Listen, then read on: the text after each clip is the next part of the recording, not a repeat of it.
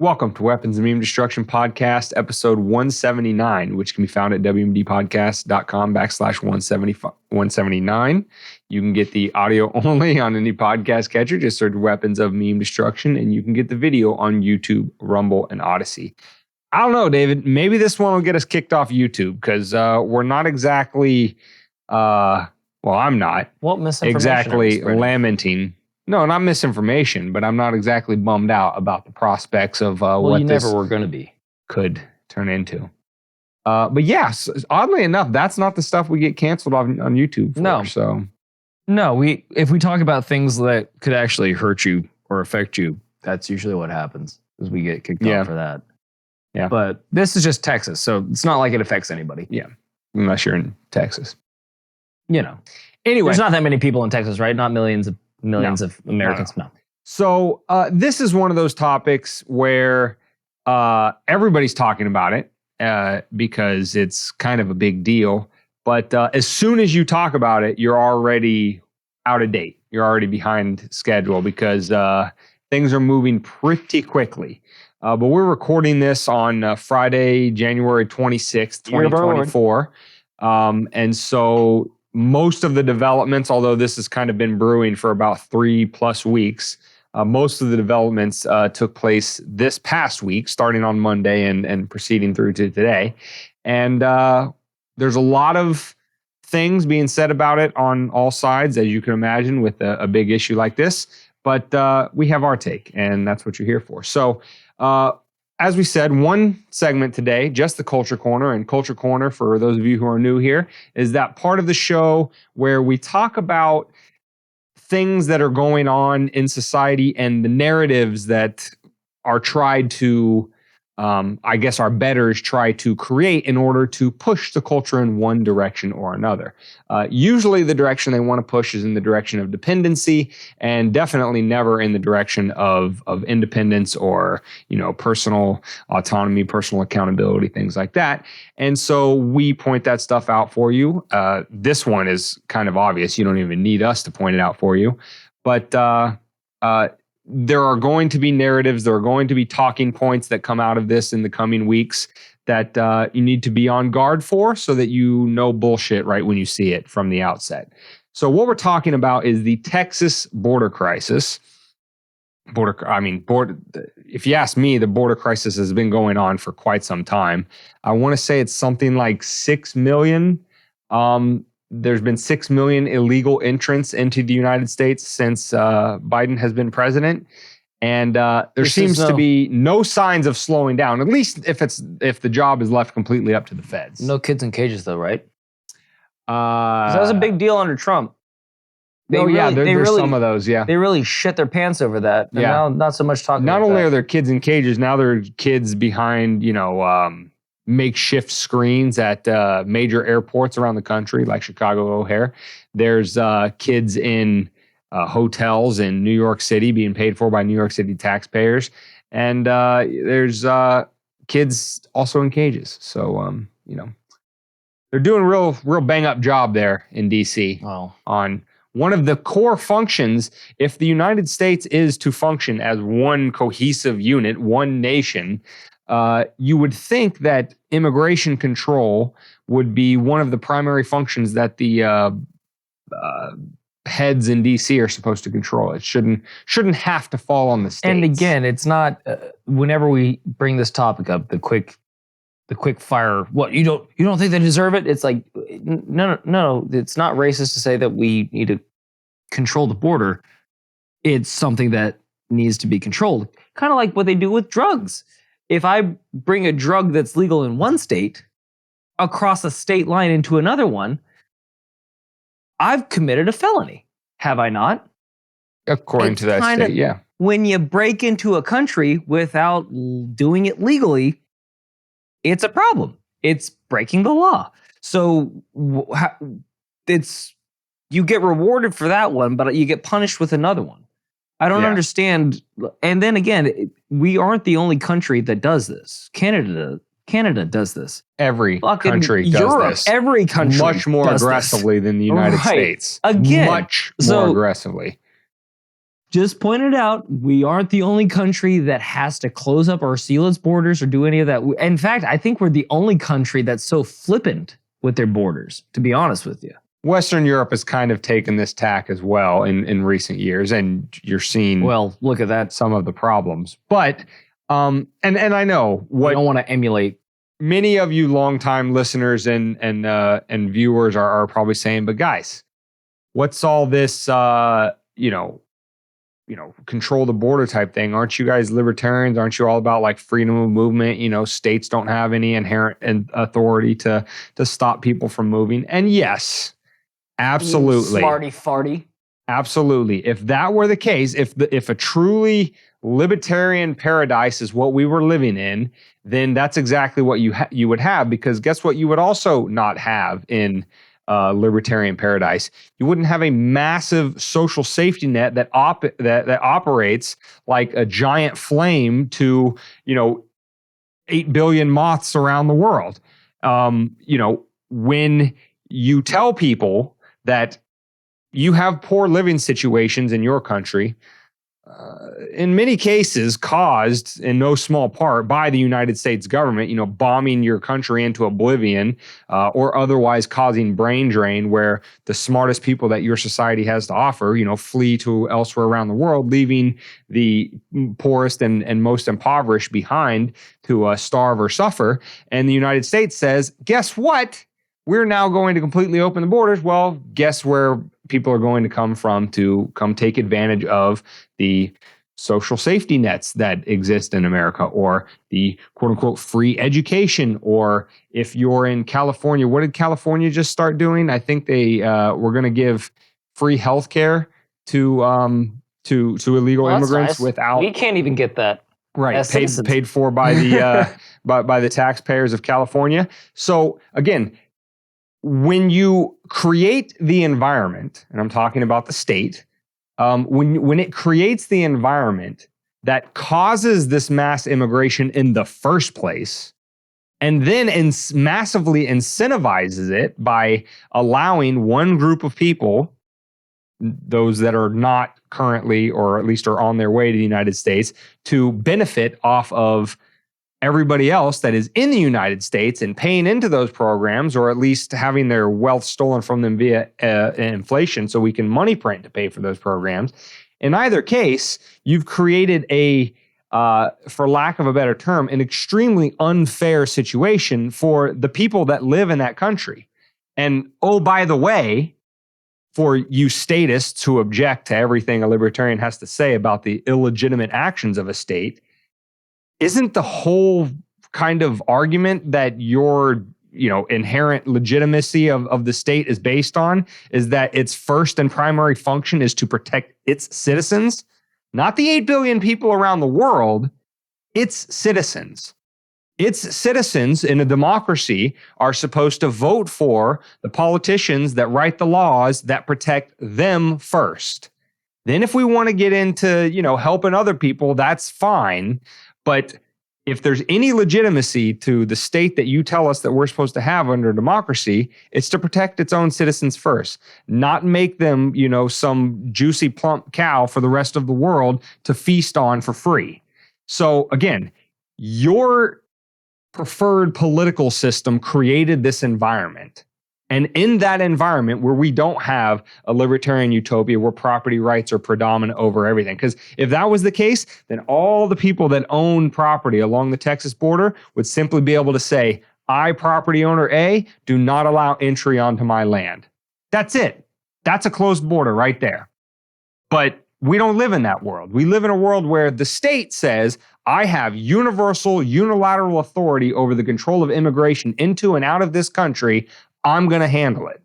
And then when they choose not to handle it, other people have to. So you created this world, this scenario. So if we are now seeing the world as your, preferred political system created it and responding in kind, that doesn't make our principles in any way compromised by saying, until we get rid of the social safety net, until we get rid of our foreign policy that causes the mass immigration in the first place, until we stop all of those other things, we need to make sure that at minimum, they're at least controlling the flow in and out of this country, if for no other reason than the safety of its own citizens. Well, in that case, I want an explanation why I have to keep showing my dick to TSA every time I get on a plane when they clearly aren't worried about terrorists, because that border is an open door to anybody that wishes us ill just as much as anybody that's seeking asylum here. So again, these thoughts do matter. Like, protection does matter. That's like technically the one thing that the federal government is supposed to do, is protect its citizens. And it just seems like there's certain things that they don't give a shit about. So until then, I either want, some control over the border, and I'll keep showing my dick, or we keep the border open and I get to not show my dick or have my shoes checked anymore. Because I'm sick of it. It's one or the other. You're either protecting us or we're all just Valhalla. Let's get there. You'll find the more you tune into this podcast that David's threshold for whether he will or will not comply with a certain government policy really boils down as to whether or not he can keep his dick under wraps. As weird as it sounds, I like to keep it as under wraps as possible. I know, that's what I'm saying. Yeah. So if they allow you to do that, you're all for it. But as soon as they start making you whip it out, I don't know if I want to abide by that. I'd like to keep a little mystique down there. If you catch my drift. Quick timeline of the events this, I guess, third week and some change of January 2024. On Monday of this week, which would have been, what did we say? January 22nd. That was it. Yeah. January 22nd, 2024, the Supreme Court with the, was it 3? Yeah. No. Yeah. 3 liberal justices and 2 conservatives joining them, voted in a 5-4 ruling that the Biden administration, the feds, for lack of a better term, are allowed to go into Texas and cut down razor wire that the Texas and the Texas National Guard had put up over various points along its border that were a little more porous than, say, the state government of Texas liked. Now, there are legitimate points of entry all around Texas where if immigrants wanted to come to the United States, you go through the port of entry and you get processed. And that's how you do it legally, at least in terms of being documented and all of that kind of stuff. But there were other areas where there wasn't as much control. And those were the areas that the government of Texas was putting up razor wire to stop that flow, or at least direct the flow to the ports of entry so that we could get eyeballs on whoever was coming across and make sure that, as David kind of alluded to, they don't have nefarious intent. Because, when you have 6 million people flooding over a border in a period of 4 years, a little under 4 years. This isn't a Disney movie. Not everybody is here for happy, fun, go lucky time. I'm sure there are some individuals that have less than benevolent motives. But suffice to say, so Texas had put up this razor wire, and then the Supreme Court ruled on Monday that Texas is not allowed to keep up that razor wire, and that the feds can go in and cut it down. This prompted the governor of Texas, Greg Abbott, to issue the following letter, and it's just one page, so I'm just going to read it in its entirety. And this is basically the rationale for why Texas said, we're not going to cut down the razor wire, no matter what the Supreme Court says, and we are not going to allow the feds to come into Texas and cut the razor wire down for us. So Abbott, on January 24th, Wednesday of this week, had this to say, quote, "The federal government has broken the compact between the United States and the states. The executive branch of the United States has a constitutional duty to enforce federal laws protecting states, including immigration laws on the books right now.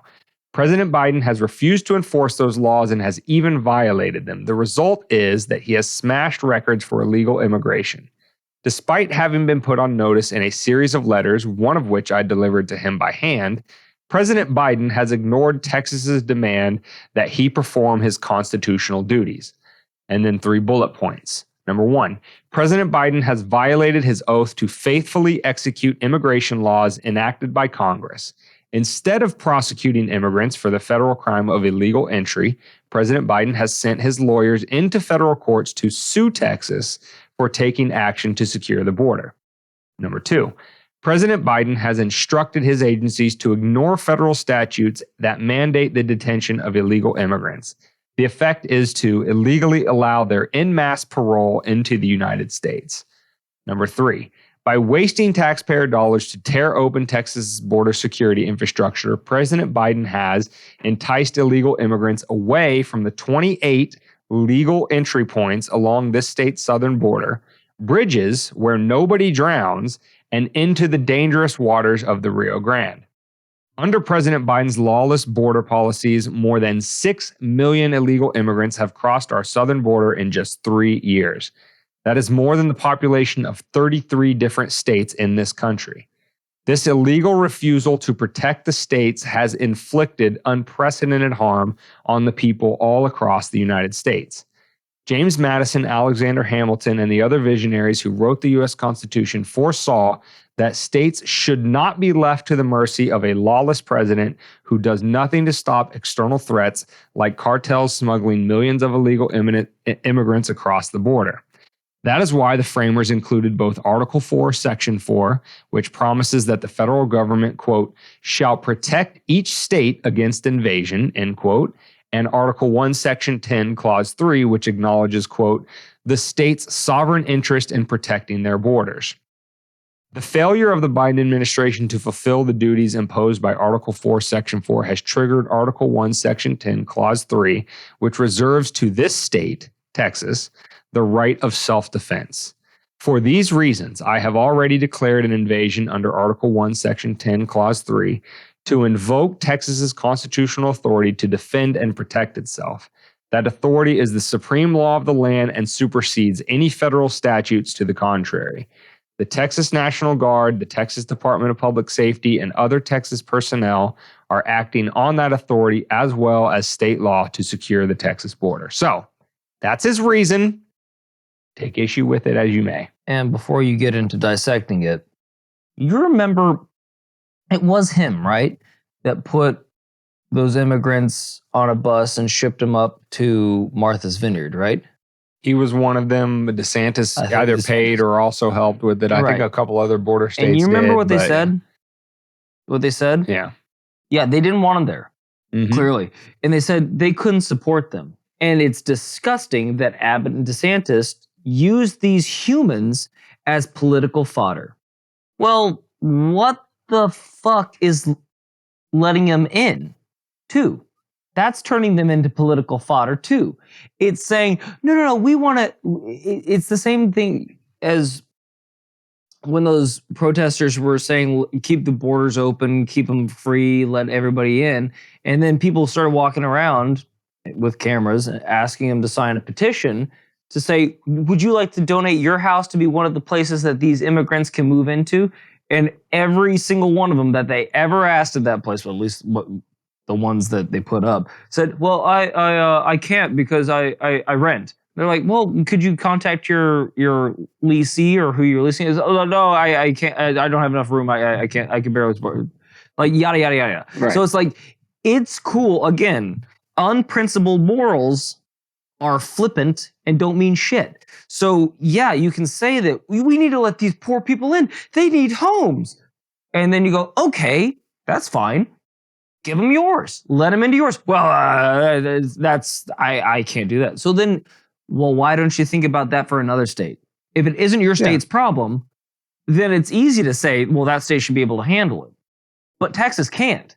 They're literally saying, the population of over 13 states, right? 33. 33. A higher population than 33 states came over our fucking border in 3 years. That's a lot.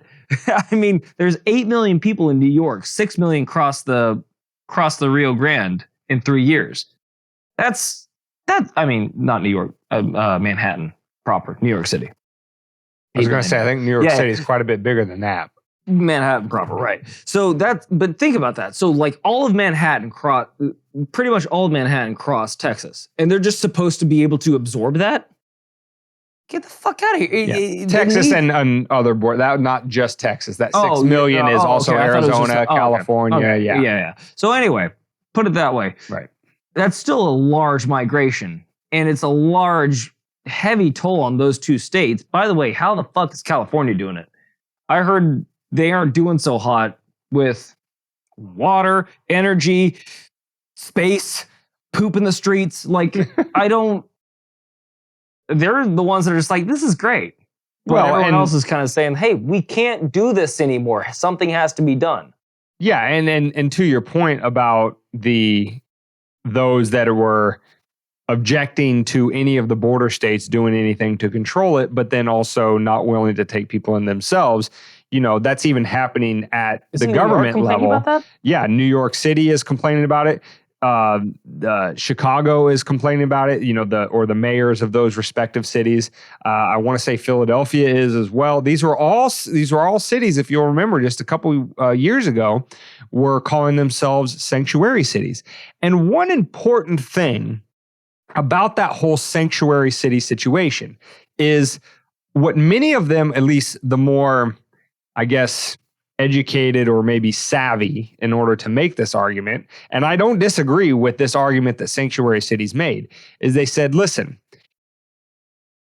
the federal government under the Constitution has the authority to naturalize citizens. That is not the same thing as immigration, illegal or otherwise.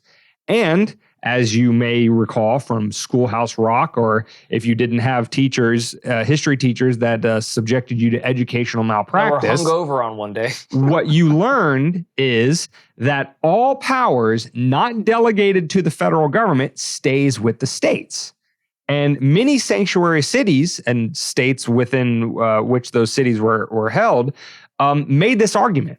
They said, listen, federal government, and this was the federal government under Trump is when they were making these arguments. So they said, listen here, motherfucker. They said, listen, you don't have the right to universally control immigration. You have the right to naturalize citizens, but not immigration. So we can be sanctuary cities and we can take in anybody we want. And I will say, as non-intelligent from a practical matter of having the resources to accommodate all of those people, it's not a very smart thing. But constitutionally speaking, legally speaking, those sanctuary cities were on solid footing when they made that argument. And that exact same argument is being made by Texas and the other border states today. They're saying, listen, federal government, you were delegated the power to naturalize citizens under the Constitution. Not immigration. Immigration is mentioned nowhere in the Constitution. What that means is, again, all power residing with the states stays with the states unless delegated to the feds. So if the feds don't have the power under the Constitution, then the states do, which means that Texas has the power to say, I want to stop immigration, I want to allow immigration, I want to do anything across my sovereign borders that I feel is in the best interest of the citizens of Texas. That's their prerogative.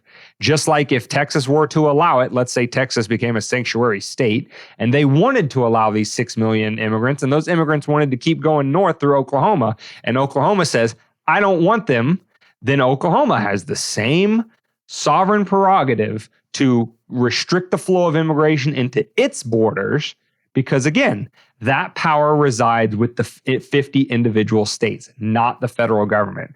So what's good for the goose is good for the gander. If it was good for sanctuary cities to say that the feds don't have any authority to stop them from being sanctuary cities because this is a matter of immigration, then the same thing is true for Texas and the other border states today. The feds have no authority in this area. And for all of the, we're going to get to Cuck zinger here in a second. For all of the mental marginals that didn't even bother to pay attention to a 30-second clip of Schoolhouse Rock to even know how our constitutional republic is set up and how it's supposed to operate, for those individuals to say that Texas is acting extrajudicially, unconstitutionally, that it has no authority to stop the federal government to do it because don't they know the Supreme Court has spoken, That's not how this works. That's not how any of this works.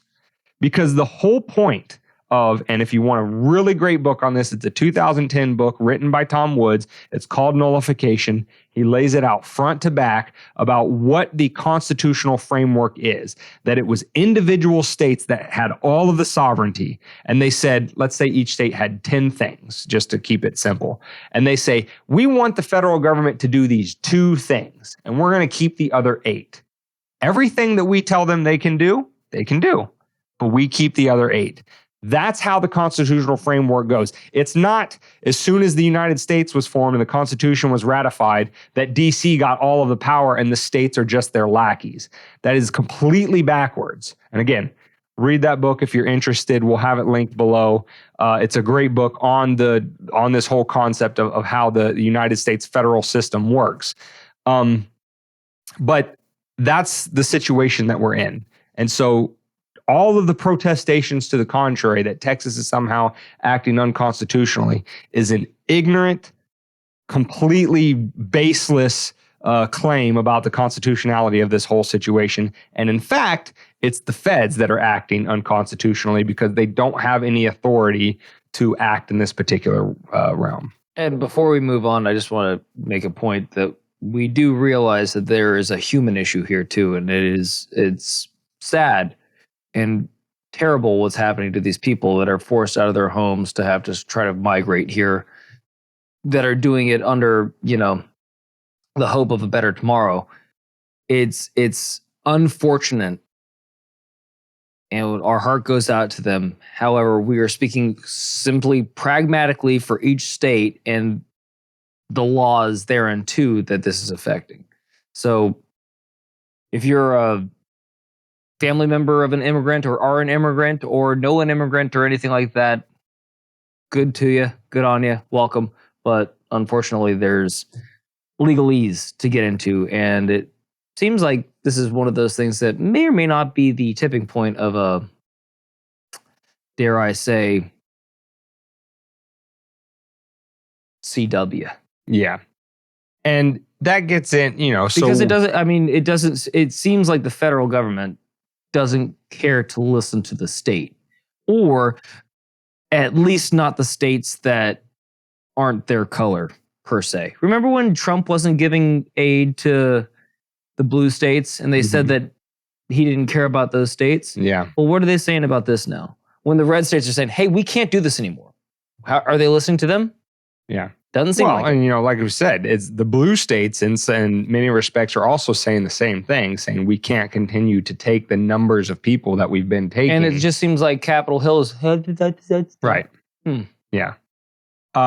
So that's the legal argument aside. That's kind of that whole, and like to David's point, this is like an onion. Right, the more layers you pull back, the more you still see unaddressed. So there's the legal argument, there's the human argument, there's the historical context, which we're getting ready to get into, and then there's the real practical, no pun intended, boots on the ground situation of could this turn into a violent clash?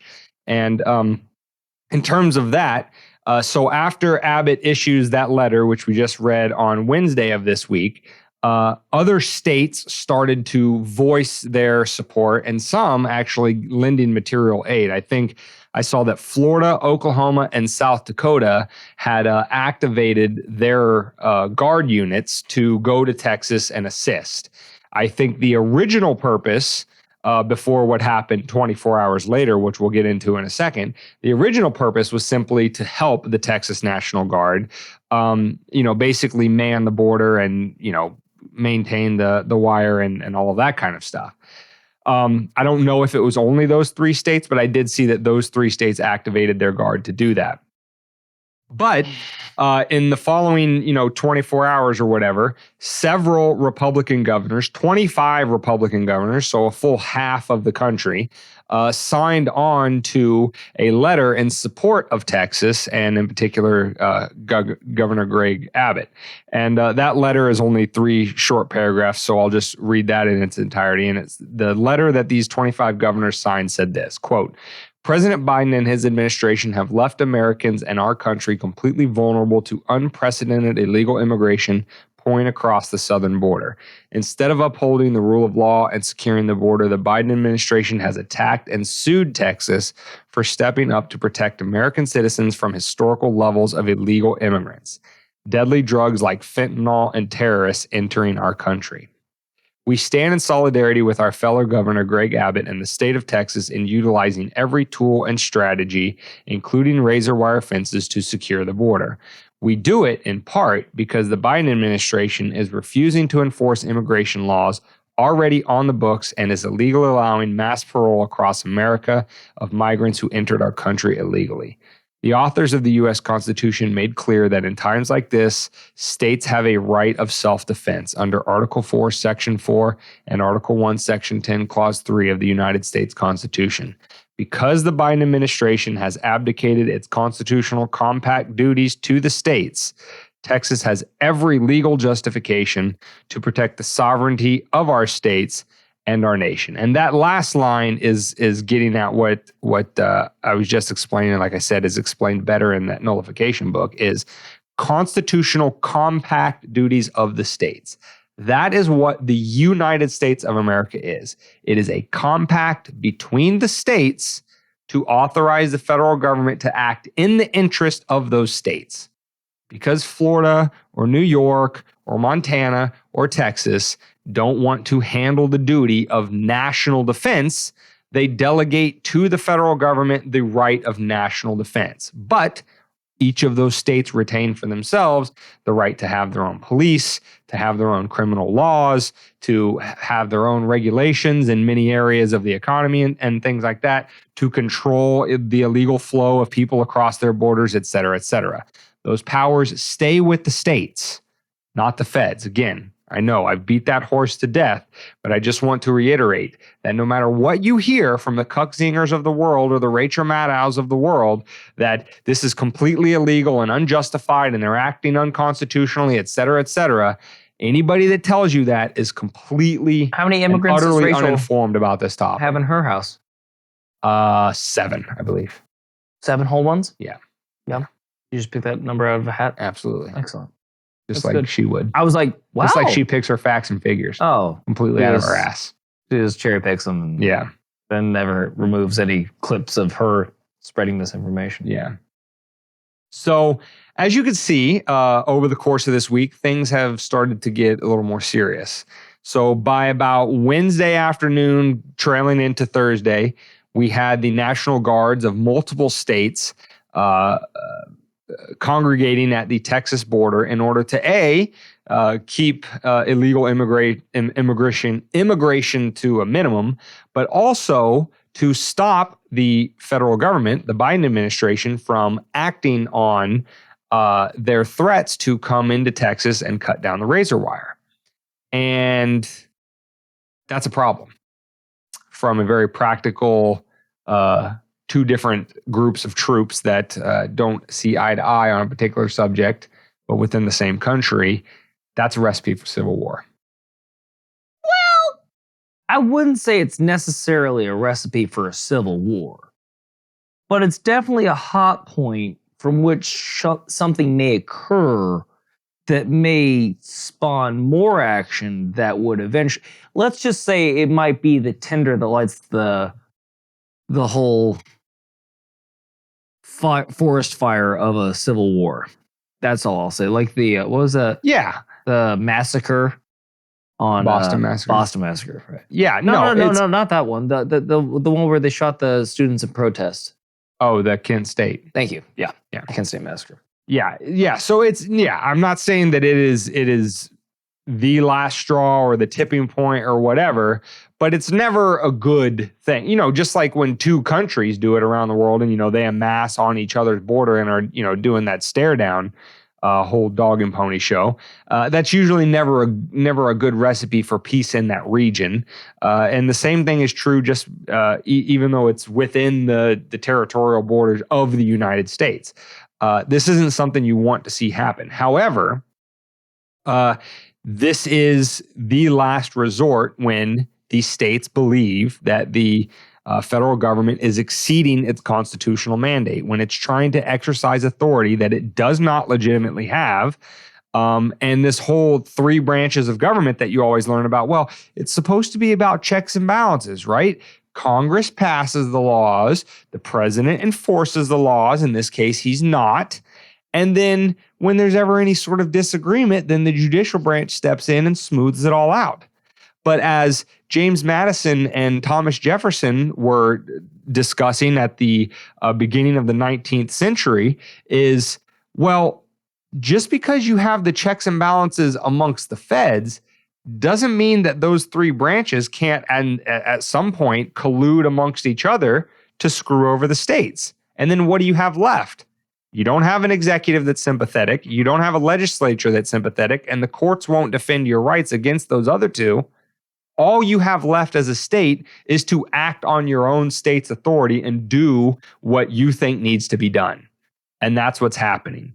And for that happening, Joe Biden decided to escalate the situation by issuing an ultimatum of sorts. It wasn't called this, at least that's not the narrative on the mainstream media, but that's exactly what it was.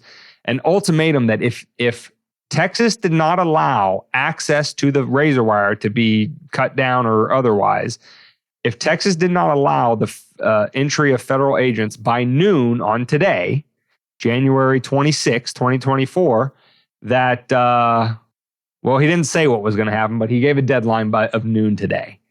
And that deadline has come and gone, and Texas has essentially said, go fuck yourself. Well, in fairness, he might have fallen asleep. That is true. He gets tired. Missed the deadline. It's a lot of energy running this thing. Yeah. A lot of energy going back and forth with which tie should I wear? You know? I know, right? Which calf am I going to make? Which dead person am I going to try to bring on stage next? You know, it's a lot of things that he's got to focus on. Which kid should I inappropriately touch? Smell their hair. Yeah.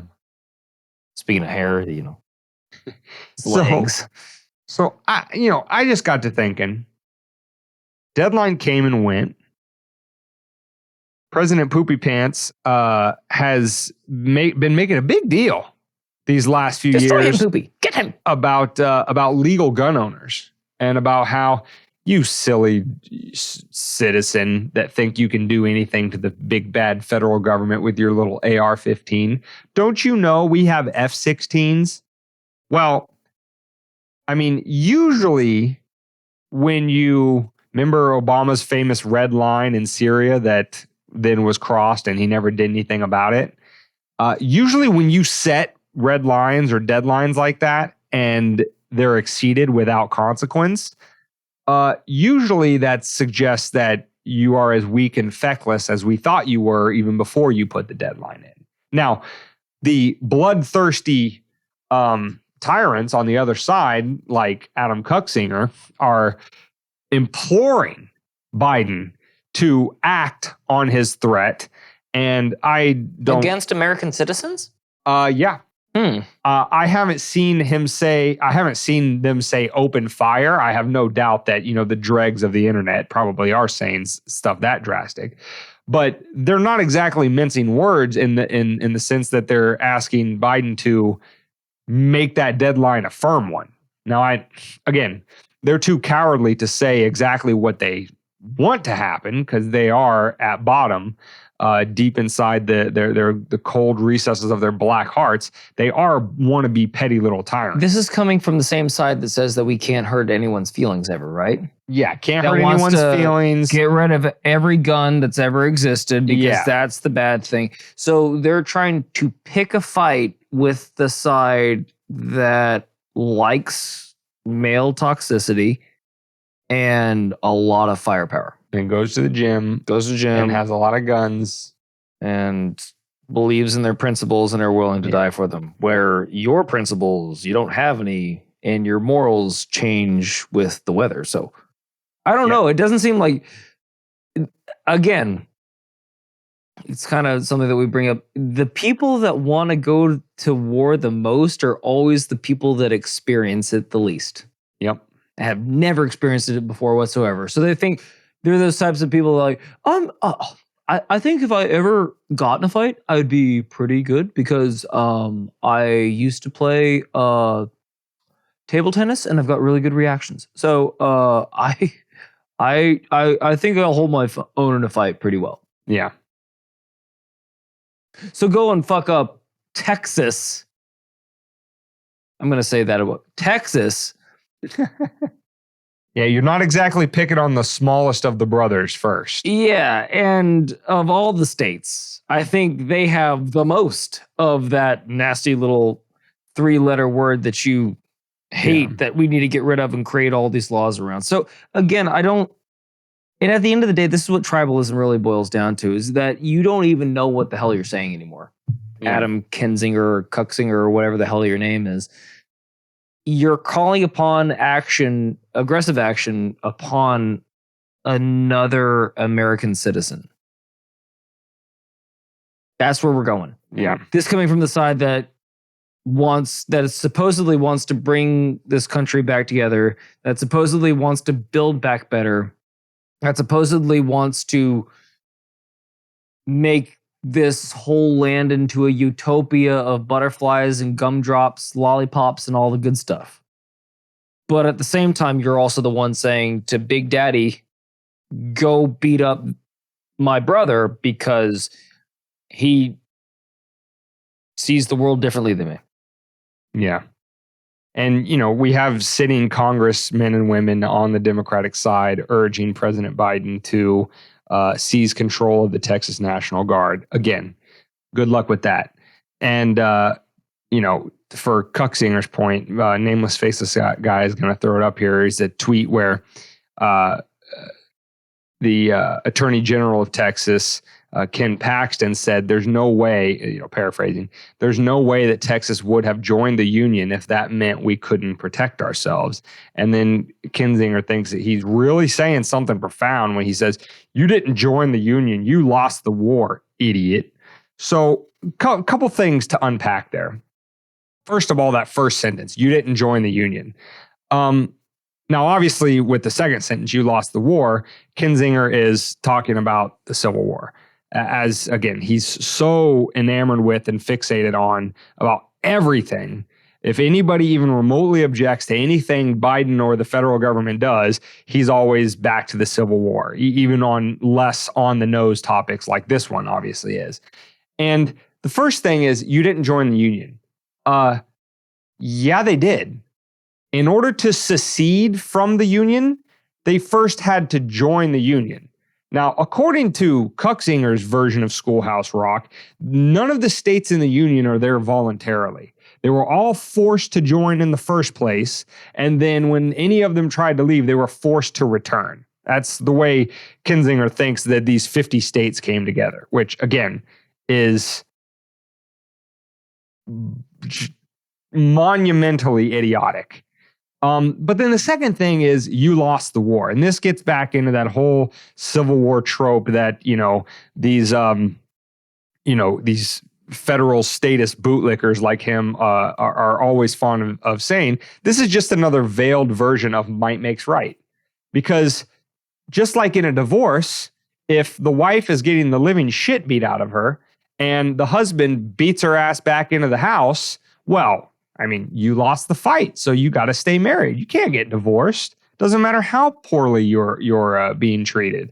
And that's the way these people think. They think, oh, well, that settled it because the Union won. Then no state could ever secede, or even short of seceding, could ever, again, take into its own, actions what some of the power that it always retained and never gave to the federal government to begin with. According to Kinzinger, none of that is legitimate because the Civil War happened, 150 some odd years ago. Again, if you think about it for a nanosecond, that makes no sense. But Kinzinger is a fucking moron. In addition to being he's a petty tyrant that would make Napoleon look like a big, well-statured guy. Kinzinger has a lot of, I think, unresolved trauma from his childhood. He may have been well, I'm not going to say it. I'll leave it to your imagination as to about what kind of trauma somebody has to go through to be that big of a pussy, but then still also talk like he. What are you talking about? He's going to be on the front lines. Such a big, strong guy that he can talk like this. He's going to be on the front lines of the Civil War, Dane. Yeah. With his what are they going to use on that side? He might be flying the F-16s. I don't know what he did, but I think his claim to fame is he was in the Air Force or some shit like that. I'll look it up while you're talking. No, I didn't have anything else. I know, not that it matters, but I mean, I don't know. It's just a sad state of affairs, and we're so caught up with the minutia of the day-to-day politics of whatever given tabloid fodder is being chucked around about Trump or about Biden or this, that, and the other. Like, this is legitimate problems within the country that aren't getting solved to the point where it's fracturing the country. Like this, and all I heard for this last week is we need to compromise. Like the Reds are not talking to the Blues, and the Blues aren't talking to the Reds anymore. We used to compromise and get things done in this country. It's like, yeah, we used to talk too. We used to say that the Democrats were wrong about their stand or about their viewpoints, not that they're libtards. And the liberals used to say that the conservatives or the Republicans, or however you want to phrase it, had the wrong viewpoints, not that they're evangelical, illiterate, backwoods savages that vote for an orange man that insults people on a platform, on a social media platform. So we've got this rift, and no one's talking in between it, except for, Dane and I, and most of the people I talk to. We agree about 90% of the things, but you get to these one little fractionist percentages, and we get lost. It's a very human thing to get focused on the minutia instead of the gigantic problem that's hanging over your head, not seeing the forest for the trees, so to speak. So we're so caught up on whether or not how we'll look with Trump, or if he has this, or what if Biden gets back in office. Like, no. We have a state that's saying, I can't do this anymore. We are taking matters into our own hands. And then we have Big Brother saying, you're going to do what we tell you to. So again, red state, blue White House, not talking. And now we are going into fisticuffs. So I think if we want to stop talking about it and start being about it, this is a great place to start. Trying to figure out the biggest state, one of the biggest states in our union, they got some problems. So let's fix it for them. And maybe this could mend some fences. This could be a return back to the old America, to build back better, Joe. So why don't you start listening to them? Why don't you start taking some advice from the people that are on the ground level and seeing this for themselves? And then we can possibly start mending fences in other places. Or walls, if you prefer. Yeah. And that's, and the last thing, I'll say on this topic, and then I'll let David close it out, is like, if you were a betting man or woman, and you had that 24-hour window on the 25th leading into the 26th where Biden was like, let us in or else,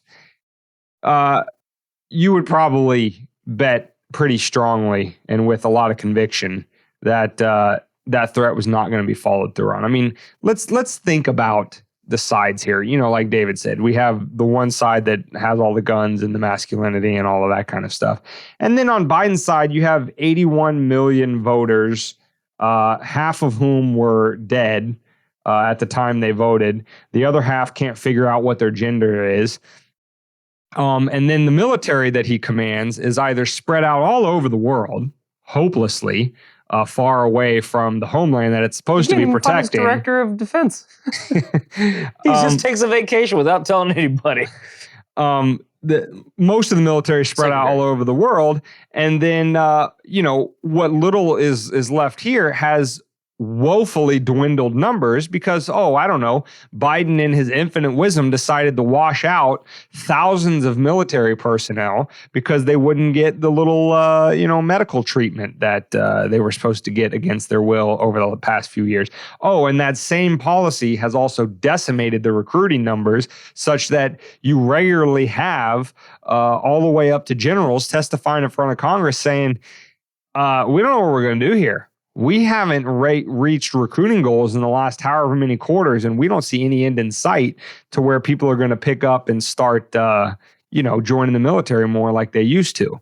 So again, there is, the emperor has had no clothes for a long time, and maybe this is what it took to see it, for him to set a deadline, a line in the sand, so to speak, that he had not only no intention of, but had no ability to enforce, even if he wanted to.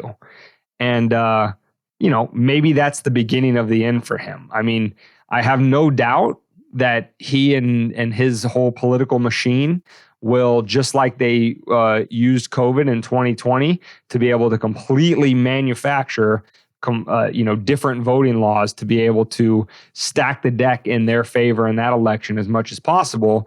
They will want to play up this situation as much as possible to say, well, this is why we can't change presidents now. We need a continuity of government or whatever their excuse is going to be to try to get people to the polls en masse for their side versus the other side, or make this an us versus them. This is what happens when you don't punish the people of January 6th hard enough.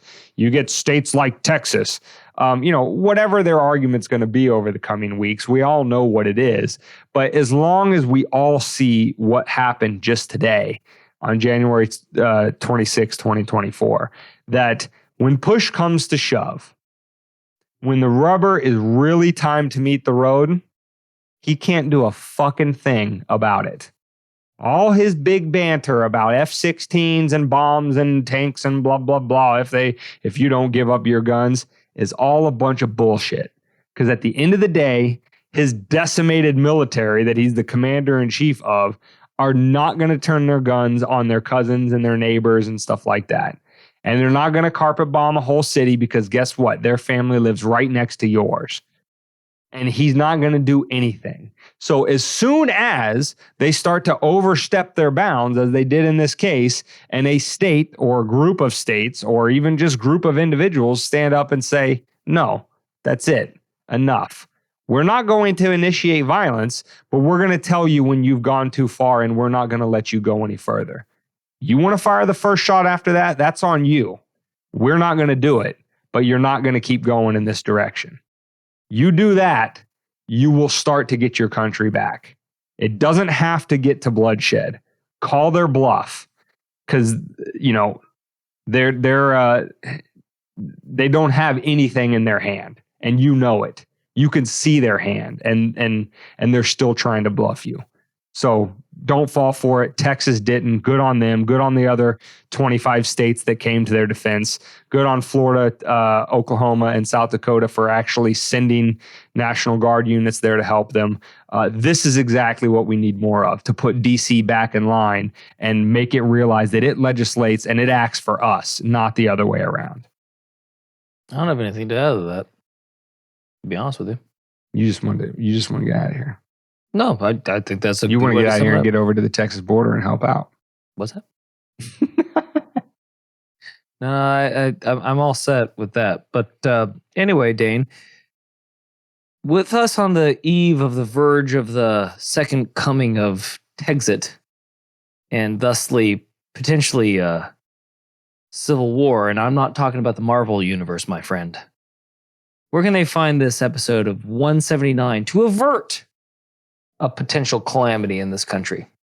You can get this episode at wmdpodcast.com/179. They can get the audio only on any podcast catcher. Just search Weapons of Meme Destruction.